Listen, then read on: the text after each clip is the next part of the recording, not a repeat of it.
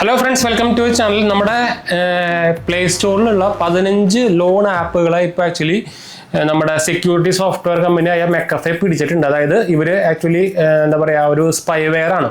അപ്പോൾ ഇത് ഓൾമോസ്റ്റ് ഒരു 8 മില്യൺ യൂസേഴ്സ് ഓൾറെഡി സാധനം ഈ ആപ്പുകളൊക്കെ ഉപയോഗിച്ച് കഴിഞ്ഞുകൊണ്ടാണ് ആക്ച്വലി റിപ്പോർട്ടൊക്കെ വന്നിരിക്കുന്നത്. അപ്പോൾ ഇതിനെ എന്താ പറയുക 15 ആപ്പുകളിൽ 10 ആപ്പുകൾ ഓൾറെഡി നമ്മുടെ പ്ലേ സ്റ്റോറിൽ നിന്ന് റിമൂവ് ചെയ്തെന്ന് പറഞ്ഞിട്ട് ഓൾറെഡി ന്യൂസും കാര്യങ്ങളൊക്കെ വന്നിട്ടുണ്ടായിരുന്നു. അപ്പോൾ അതിൻ്റെ ഡീറ്റെയിൽസും സംഭവങ്ങളൊക്കെ നമ്മൾ പറയാൻ പോകുന്നത്. അപ്പോൾ എന്താ സംഭവം എന്ന് വെച്ച് കഴിഞ്ഞാൽ, ഈ പറയുന്ന ലോൺ ആപ്പുകളിൽ സ്പൈ ലോൺസ് എന്ന് പറഞ്ഞൊരു മാൾവെയറിനെ ഇൻക്ലൂഡ് ചെയ്തിട്ടുണ്ട്. അത് എന്താ സംഭവിക്കുക എന്ന് വെച്ചാൽ, നമ്മളത് ഇൻസ്റ്റാൾ ചെയ്യുമ്പോൾ നമ്മുടെ പേഴ്സണൽ ഡീറ്റെയിൽസും സെൻസിറ്റീവ് ഇൻഫർമേഷൻ ഡീറ്റെയിൽസും അതുപോലെ തന്നെ നമ്മുടെ ഡിവൈസിൻ്റെ ഹിസ്റ്ററിയും അതുപോലെ തന്നെ ഡിവൈസിൻ്റെ മോഡൽസും അതുപോലെ തന്നെ നമ്മുടെ ഡിവൈസിൻ്റെ ഉള്ളിലുള്ള ബാക്കിയുള്ള സംഭവങ്ങളൊക്കെ അസസ് കൊടുക്കുന്നത്, അതായത് നമ്മുടെ ആരാണോ അത് ഉണ്ടാക്കിയിരിക്കുന്നത് അവർക്ക് അസസ് കൊടുക്കുന്ന ഒരു പരിപാടിയാണ് ആക്ച്വലി സ്പൈ ലോൺസ് എന്ന് പറഞ്ഞ ഈ മാൾവെയർ ചെയ്തുകൊണ്ടിരിക്കുന്നത്.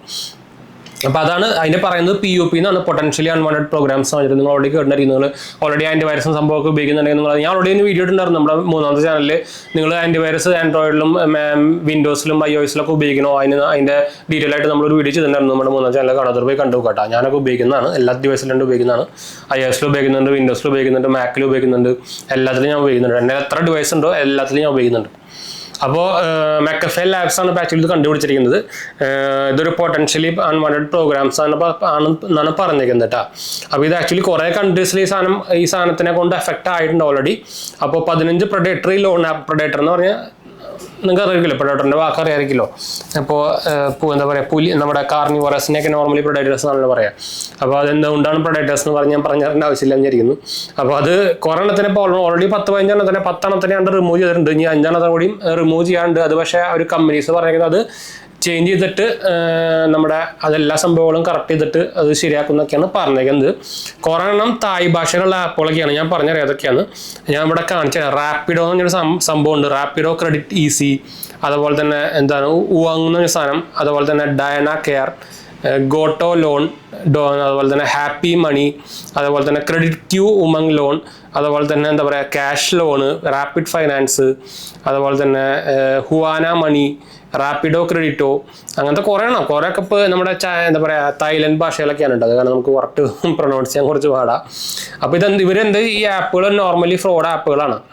അതായത് നമുക്ക് രജിസ്ട്രേഷൻ സംഭവമൊന്നും ഇല്ലാത്ത ഫ്രോഡ് ആപ്പുകളാണ്.